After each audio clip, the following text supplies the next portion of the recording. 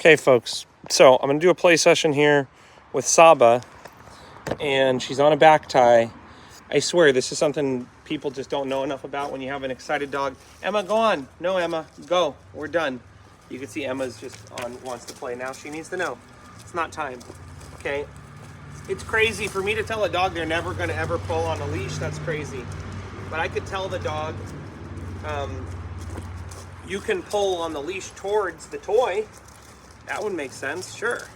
So I've got her tied back here. Ah, nice. And the reason I've got her tied back is there's a couple reasons I'll tie the dog up when I'm playing with them. First thing is, I don't want her to take the toy and run away with it.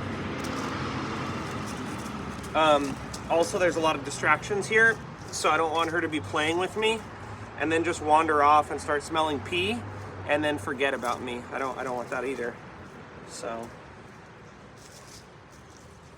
gonna get her slip lead off of her. Okay. And the reason I'm getting the slip lead off is she's just getting herself all tangled up in all these leashes. So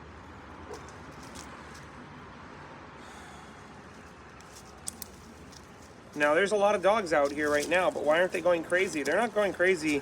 Well, they're not allowed to go crazy, but second of all, they're not going crazy because I've told them, hey, if I don't say ready to play, it's not time to play. So, nice, Saba. Nice. Ajax, no. Now, they're all sitting watching. They want to play, but it's not their turn. Okay. So you pause the game here. Let's start to create a little bit of impulse control here. Out, sit. Okay. Nice. So just say out. Stop moving the toy. Nice girl.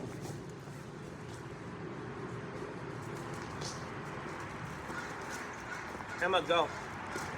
Go on, Emma. Shh.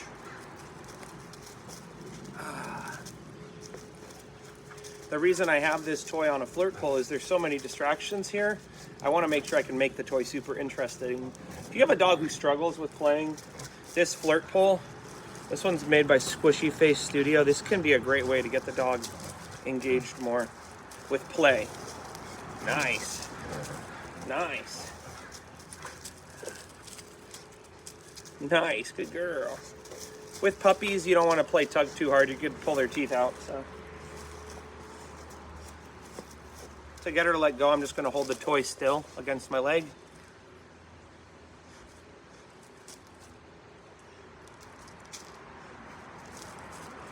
Out. Sit. Good. Good girl. Okay.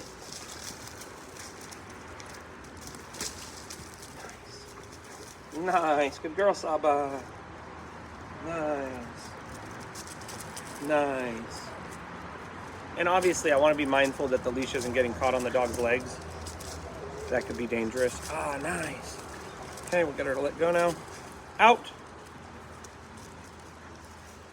Sit. Now, depending on how much a desire your dog has to play, you're going to be able to have them stop and stay focused on the game. If you do this early on with a dog that's not that interested in playing, they're not going to want to play with you. They're going to get bored. You could see right there, she actually needed a break to get some water.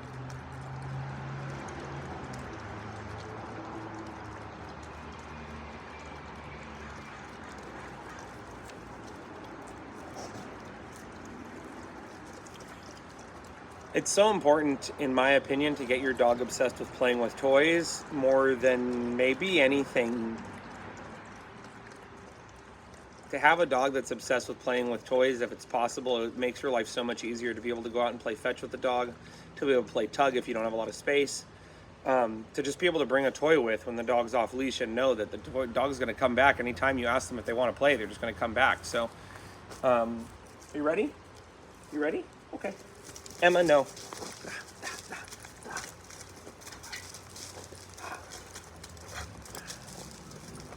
Nice, nice. Out. Sit. Okay. So I'm just having her moving, fast. Out. Sit. Down. Okay. Ah, nice. So out, Tell her to sit and tell her okay, let her get her toy. Nice, nice, good, good. You know, before I stifle any of that crazy excitement I see of her wanting to work and wanting to engage, I'll want to put that towards something and say, hey, if you're doing commands too excited, that's great. Let's have you do the commands and then we'll play and we can give you excitement as the reward. I don't necessarily always want that much excitement around food. With pet dogs particularly, the food excitement can be a problem. Good, nice little girl, nice. I'm gonna let her win now. Good girl, you won, huh?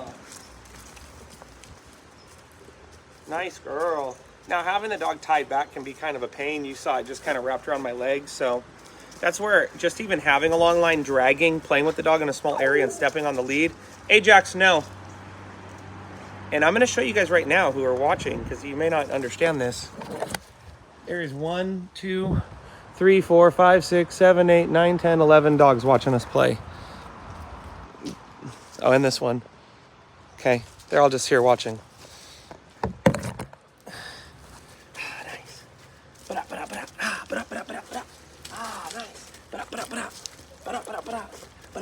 Folks, I'm telling you, rather than just playing fetch too, this type of game where I'm moving my hand and the dog's following and having a lot of fun right near me, that is so important, because that's how the dog starts to learn. You know where the most fun place is? It's right next to my human.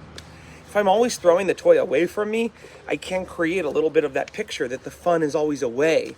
And you'll see dogs who will be 20 feet away asking for the owner to throw the ball. If you just had the dog next to you, looking up at you when you threw that ball, you'd be creating an association between being next to you and looking at you with probably the best thing in their whole day.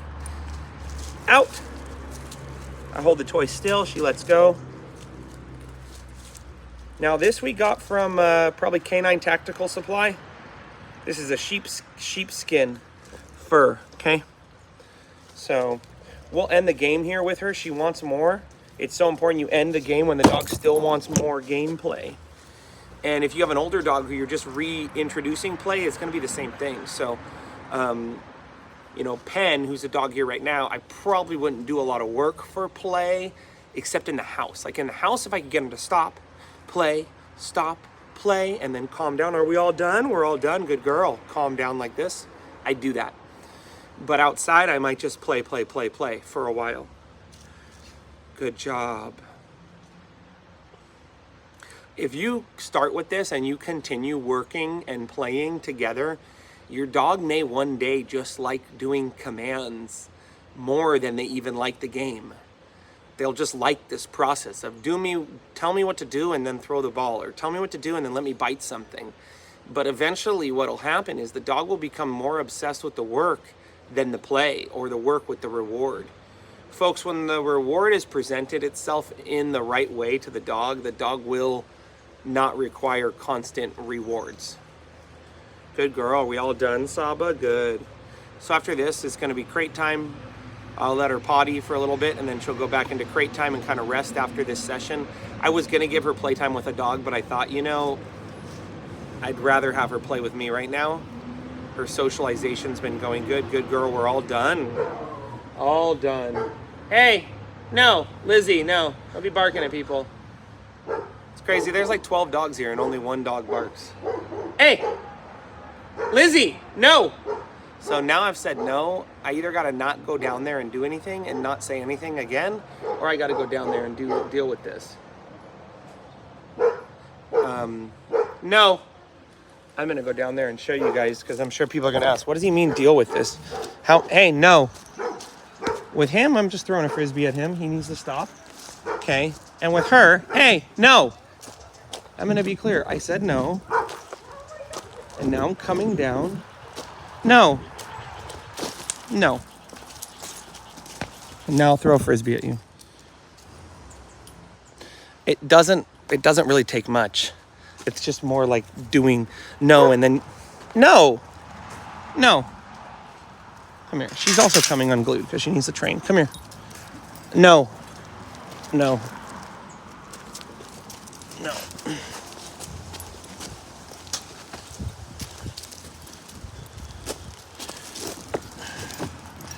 Nope.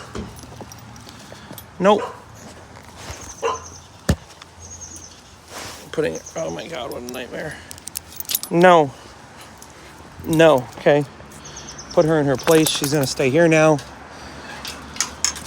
But isn't that crazy that these dogs bark and 1, 2, 3, 4, 5, 6, 7, 8, 9, nobody else barks? Because they're not looking to the other dogs to figure out what to do. They're looking at me. No. This behavior too, right? A couple ways you can deal with this. Now she's tied back. She wasn't in a command. She might just want to play. So think about this. If the dog's really excited, they want to get out of their place, they want to go out of a doorway, say to them this: I understand you're excited. If you want to come out and be excited with me and play with me, or come back when called every time I call your name and I have food, come on out and be that excited dog. But if you want to come out and be excited and completely ignore me, not play, not be interested in my food, I can't reward that excitement. And that's something to think about. You know, if I have a dog sometimes crying, whining, looking at me, and I pull them out, hey, you want to play? And they want to play? Awesome. I don't want to ruin that. Okay. But when they're crying, barking, whining, and I go, hey, you want to play? And they go, no, I just want to do my own thing. It's like, come on, man. Eventually, no, I don't want the dog crying, whining, barking, and me throwing a ball. But initially, I don't mind. You know, and that's why right here, she was so excited, but I didn't say anything to her because she was really going, hey, man, is he going to come back and play with me again? I wanted her to have that. I wanted her to have that hope. If there's one thing I want the dog reactive towards, what do I mean barking at? It's like the toy that I have. Okay. So we cooled down with her. Put her in her crate or have her potty time now. And we'll pull out another dog. We'll repeat the process. And I'm just going to keep the same video going. And I'm just going to pull out another dog and another dog and another dog. Unfortunately, I have to say there's not enough live video these days of dog training. I know why there's not. Because it could open up a trainer to criticism. It could show clients how challenging it can be. Maybe the trainers aren't being transparent. No. Okay, in this case, I want to be clear with her. No, don't do this. That's dangerous. Jumping up on a gate, that's super dangerous. Okay, her being there and wanting to play with me, that's different. But her pushing on a gate, pushing on a doorway, I mean, what if the door opens? You know? So, what I'm going to do now, because we're just going to, like I said, we're just going to keep pulling out dogs. We're going to work another dog now. This guy impressed me, okay? He didn't bark. Those people showed up. He's quiet. Let's work with him. He's sitting there going, hey, can we work? Yeah, we can work. Let's work. Let's get to work. Okay.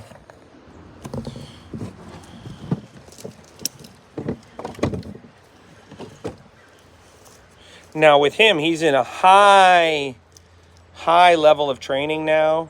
I'm going to hold him very accountable. What do I mean? I mean, I'm going to put him into positions. I'm going to get my other dog moving very fast. And I'm going to expect him to hold these positions. That's what's going to happen. And we're going to be using the remote collar. And I'm going to have a sound box on so you guys can hear. And I'm going to explain the levels here. Like I said, it's really sad. I see these extremes and these groups and these camps in dog training, and they're not really showing their work always. So Saba's gonna have to get removed from there because she's knocking at the door right now, which is not good.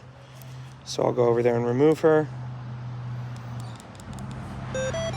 Set this up with the sound box so you guys can hear this for yourselves. But yeah, you know, everybody's in these camps and the dogs are all so different. The owners and humans are all different. People's relationship to consequences and punishment is very different. You know, I grew up in a household where, I mean, I love my mom to this day. My mom, my parents, and I are really close. Were my parents hard on me at times? Yeah, they were. Were they too hard at times? Yeah, they were. Did they learn when they were too hard not to be too hard? They did. Did they try to work on themselves, and do they still try to work on themselves the best they can, as we all do? They did. Are they perfect? No. So because I have that relationship with my parents, and were my parents a lot of fun growing up with? Yeah, we had a lot of fun. It's not hard for me to discipline dogs or set boundaries, you know, with dogs that are, especially dogs that are super confident, because that's kind of how I was at one point. But let's say I grew up in a household where I hadn't had discipline consistently, I might find it's not a good idea. So I'm actually going to end this video now. I'm going to restart another one. I'll just train Ajax separately for his owners to watch. I'm going to get Saba out here. So she was settling here. She settled here. Nope. Nope. I'm just saying no because of the headspace she's in. She's just too excited, and so that's why I'm saying no. Let's go. So I'm going to let the leash be long here. Good, Saba. Good. Good girl.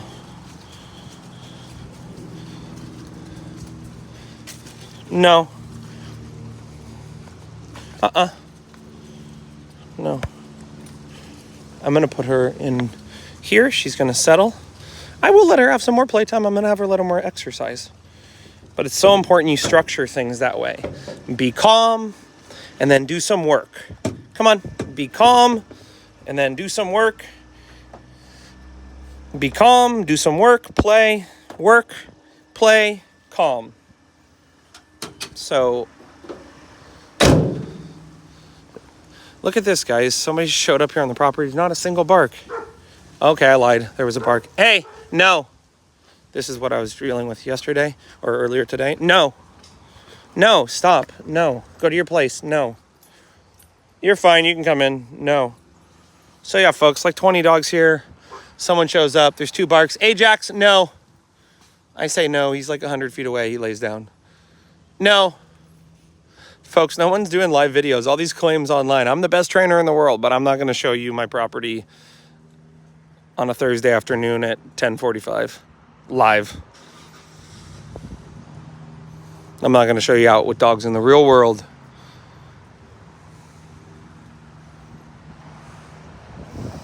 Everybody's quiet, very nicely done. As it should be. Good, very quiet, good. So...